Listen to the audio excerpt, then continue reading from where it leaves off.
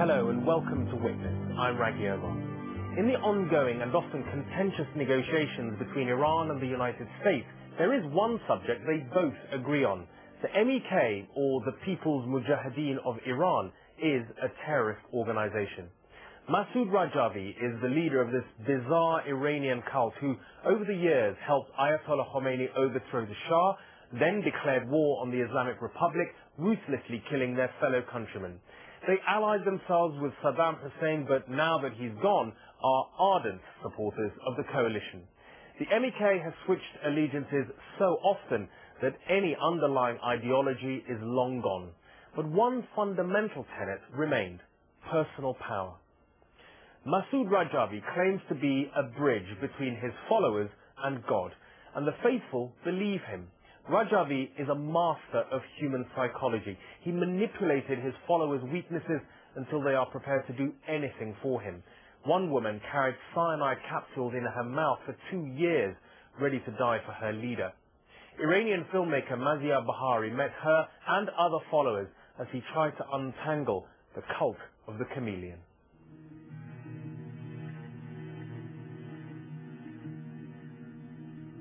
For more than 3 decades, it has been one of the most secretive cults in the world. The People's Mujahideen of Iran, or the MEK. Its leader is Masoud Rajavi. Masoud Rajavi has likened himself as the bridge between people and God. Now, from that position, he can more or less order his followers to do anything.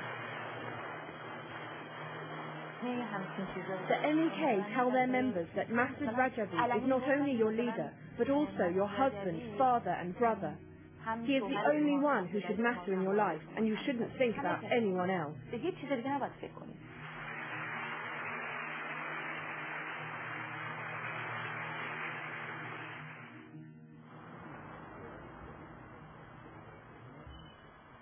In a suburban house in the northern English city of Leeds, Anne Singleton looks like any other suburban mother having a bit of after-school playtime with her son. But for Anne and her husband, Masoud Khodobandeh, it has been a long, strange journey to this normality.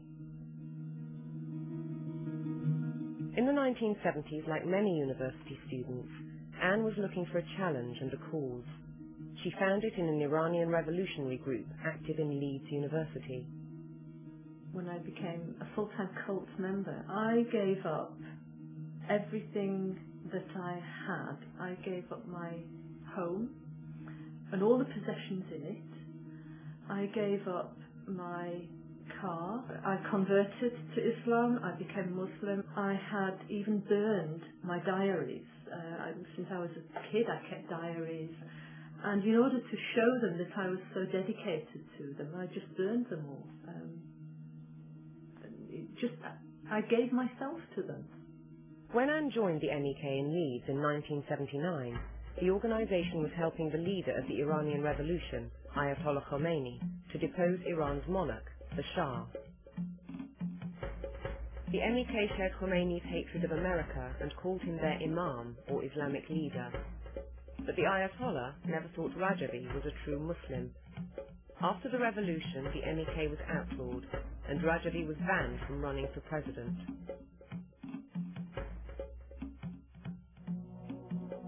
The MEK's terror teams killed many officials, as well as more than 10,000 innocent Iranians. In turn, the Islamic government executed and tortured thousands of MEK members, and even those who only sympathized with Rajavi's ideas. Majid Farahani was one of them. He was working as a trade union activist when he was arrested and sent to prison for 4 years.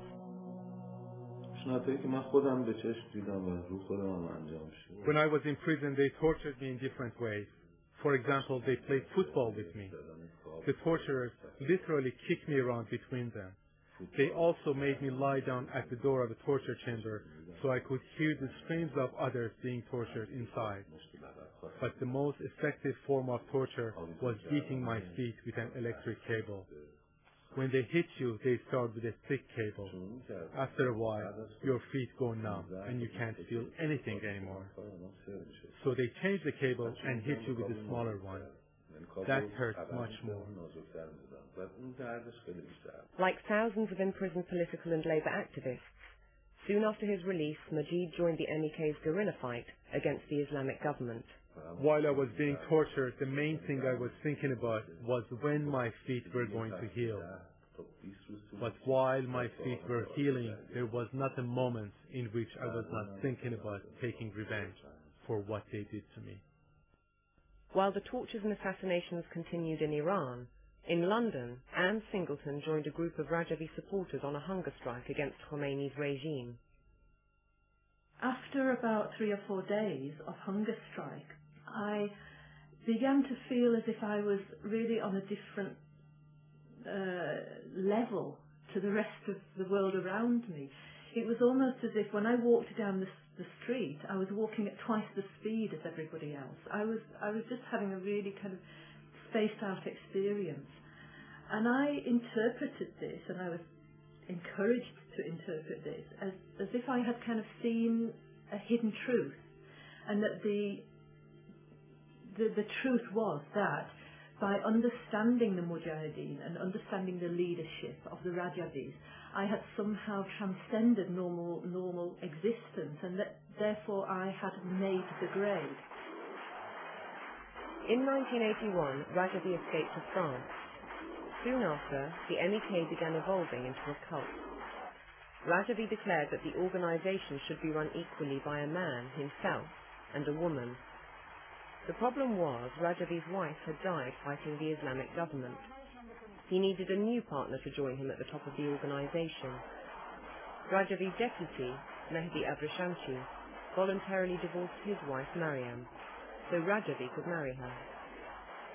Masood Rajavi's marriage was the beginning of a series of ideological and sexual revolutions which he used to take over his followers' lives.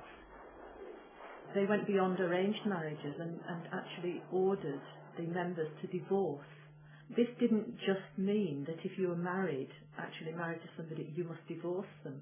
It meant that even if you weren't married, you had to somehow mentally, emotionally divorce or understand that you were divorced from your sexuality. And the demand was made, really, on the surface, it was justified by saying that you had to give all your energy and your time to the cause and not be distracted by your sexual feelings and your love for your wife or your husband. Anne's husband, Masood Khodabandeh, was Rajavi's bodyguard for 6 years. He is one of the very few people who's observed up close the characteristics which make Rajavi a charismatic leader.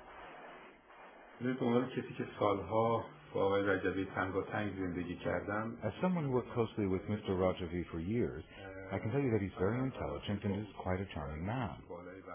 But most importantly, he's a hard worker. He spends a lot of time and energy on whatever he wants to do. He's really interested in psychology. There's no book on psychology that he hasn't read a few times. But he's a very lonely person. That might be because he is a ruthless leader who's killed or alienated many of his close friends and colleagues. In 1986, at the height of the Iran-Iraq War, the MEK moved to Iraq at the invitation of Saddam Hussein. Saddam was already responsible for the death of hundreds of thousands of Iranian young men. To many Iranians who already hated the MEK for its campaign of terror, Rajavi's collaboration with Iraq was nothing short of treason. Shortly after we went to Iraq, we became part of Saddam's army. We collaborated very closely with the Iraqis. You may ask me now, how could you help the enemy of your country? But it goes back to the nature of all cults. Being part of a cult kills all kinds of emotions in you. A member becomes a tool in the hands of the cult. You don't care about your country, or even your mother and father anymore. We saw ourselves as saviors of humanity, so nationalism or other feelings were not important for us anymore.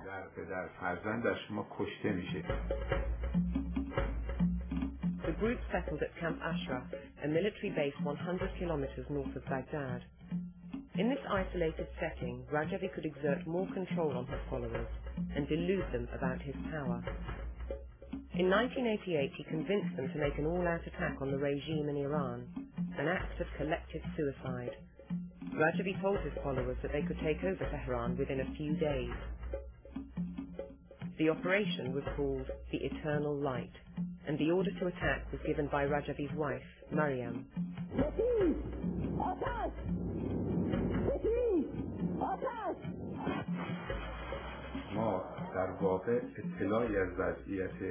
At the time of Operation Eternal Light, we were isolated in Camp Ashraf in Iraq and didn't know anything about what was going on in Iran. We were under the illusion that if we attacked Iran, the people of Iran would help us, and then we could topple Khomeini's government. That was wrong. And most Iranians we came across fought against us. After the attack, Ayatollah Khomeini ordered the massacre of MEK members inside Iranian prisons. Within a few weeks, thousands of MEK prisoners were summarily executed. Rajavi, in turn, used the legacy of the Eternal Light martyrs to reinvigorate the organization. Rajavi had his own reasons to fight the Iranian regime. He believed that more victims on either side of the conflict would help him consolidate his control over the MEK. After the operation, he even exaggerated the number of the dead on both sides. Ironically, Mr. Rajavi was helped in his mission by the Iranian government. They killed about 3,000 to 4,000 MEK prisoners after the operation and ensured that Rajavi could rule the MEK for years.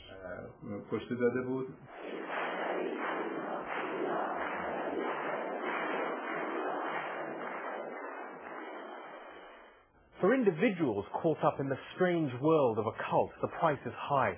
But on the world's political stage, the MEK, led by Masoud Rajavi, still had a few more surprises. Join me after the break.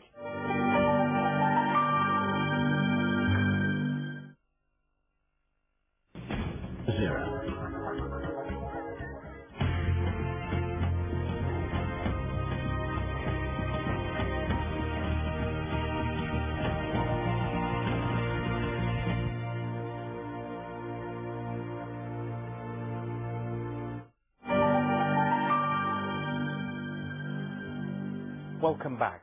Life inside a cult is filled with disinformation and psychological manipulation. Masoud Rajavi is a master of mass hypnosis, harnessing the faith of his followers and convincing them to fight his battles. He switches allegiances at will to suit the current political climate, but some started to question their leader when he asked them to kill children. In 1991, at the height of the First Gulf War, Saddam found a new use for Rajavi. He ordered the MEK to help put down the uprising of the Iraqi Kurds with maximum force.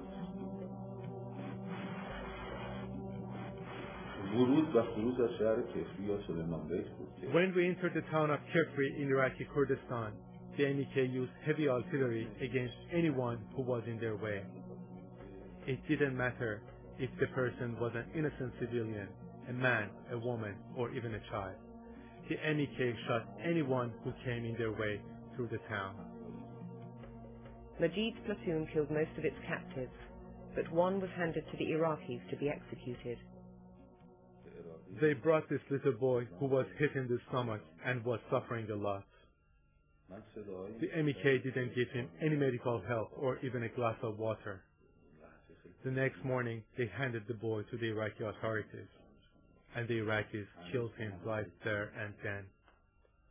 I can never forget the screams of the boy who called Baba, Baba, asking for his father. Those words still echo in my head.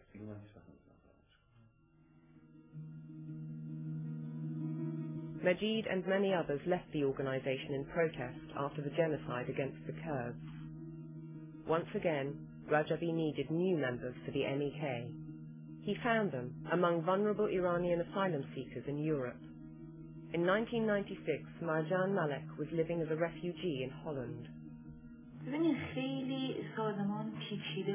MEK are masters of human psychology. When they meet someone, they spot that person's weak point. They talked to me, and they realized that I had many problems with my ex-husband who used to beat me. So they started talking about women's rights and the equality between men and women in order to attract me to the organization. نمیدونم همسرش دست به زن داره یه همچین مشکلاتی داره. Marjan was born into a working-class family in Tehran. She was not politically active and simply left Iran with her family to find a better life in Europe. When the MEK operatives first approached Marjan in Holland, her asylum application had just been rejected. The MEK helped her successfully appeal the Dutch government's decision, and in so doing, gained a new recruit for the organization. By the time Marjan joined the MEK, Rajavi was using even more personal measures to control his followers.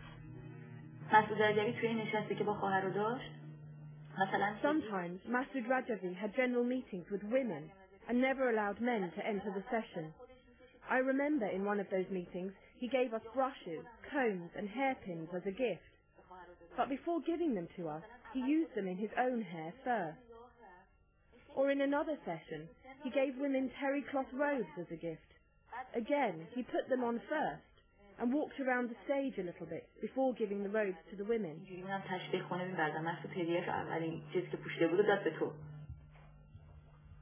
In 1998, Marjan was chosen to be a member of an all-woman sabotage team sent into Iran. Before leaving for operations in Iran, I had training in Camp Ashraf on how to hold cyanide capsules under my tongue. We had to use the capsule in case we got arrested by the Iranian regime. We had to break the glass, scratch our tongues with it, and within a few seconds commit suicide so we couldn't reveal any organizational secrets to our captors. In order to practice, we put 2 small date pips under our tongues. I hope I can remember how to do it. Good. I still remember. We had to hold the pips for days under our tongues to practice. And the pips are really hard. I'm sorry, can I throw these out?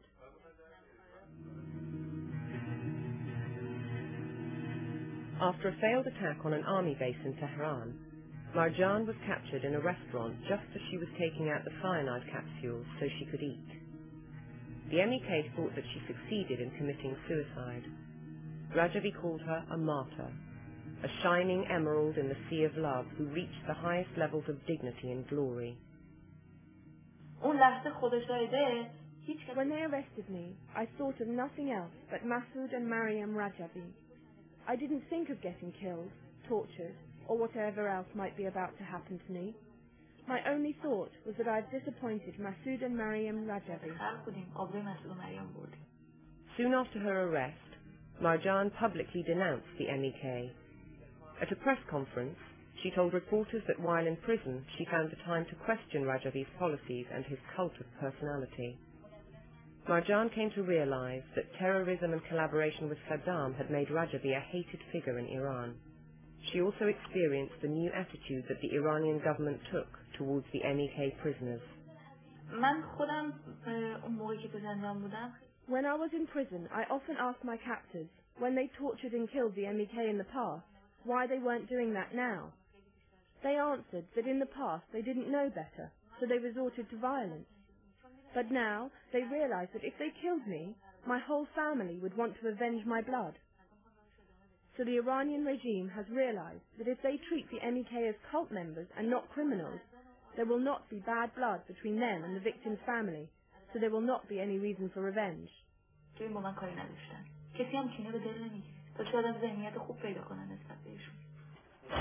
Soon after leaving the MEK, Marjan opted for normal life. She married another MEK dissident and they now live in the Netherlands, with Marjan's 2 daughters from her former husband. After the fall of Saddam Hussein, Rajavi ordered the MEK to greet the coalition forces wholeheartedly. Rajavi himself went into hiding and has not been seen since.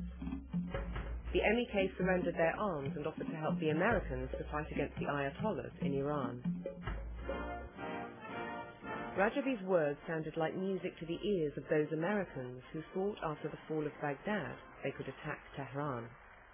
While many in the Pentagon wanted the United States to support the MEK, the State Department insisted that Rajavi cannot be trusted.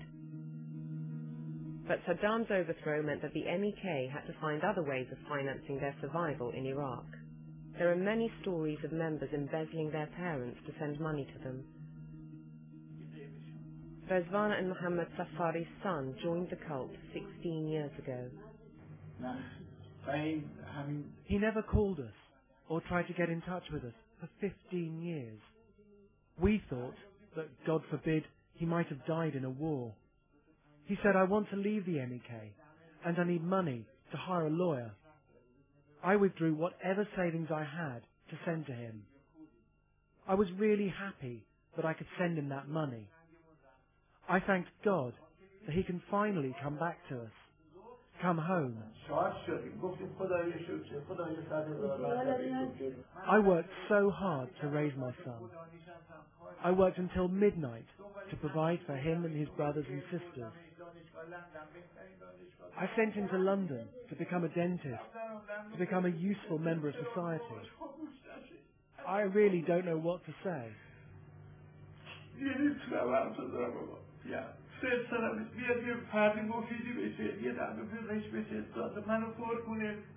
Their son gave the money to the MEK and is now one of the spokesmen of the organisation.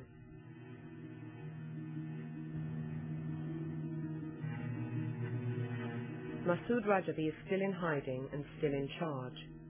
His organisation is listed as a terrorist group by the United States and the European Union. For 3 decades, he has changed ideologies and swapped allegiances while keeping his followers in thrall with sexual manipulation. After the American debacle in Iraq, Rajavi's followers tracked to camp in the Iraqi desert, awaiting for his next alliance. And in northern England, at least one former cult member thinks about those in the desert all the time. I look now at the people in Camp Ashraf and I remember how I was in that organisation.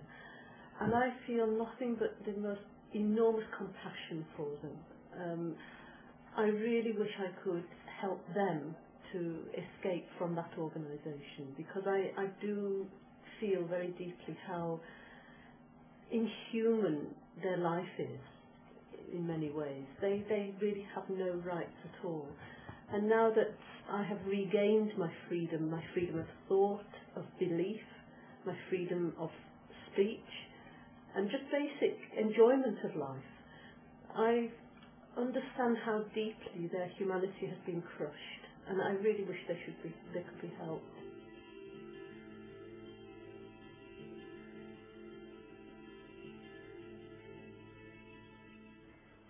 Masood Rajavi's followers are still sitting in the Iraqi desert waiting for their leader's next move. They are being looked after by American and Bulgarian forces. Thank you for watching, and I hope you'll join me next time on Witness.